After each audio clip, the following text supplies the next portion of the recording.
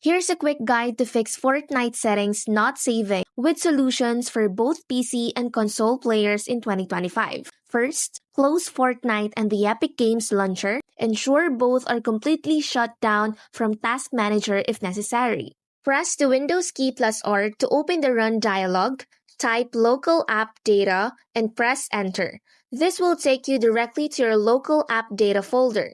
You have to look for the FortniteGame file. Navigate to Fortnite settings, follow this path, FortniteGame/saved/config/WindowsClient. Find the file named GameUserSettings.ini. This file stores most of your in-game settings. Right-click on GameUserSettings.ini and select Properties. In the General tab of the Properties window, look for the Attributes section at the bottom. Uncheck the Read-Only box, click Apply, and then OK. Start Fortnite through the Epic Games launcher, change your desired settings within the game, then they should now save correctly when you exit or apply.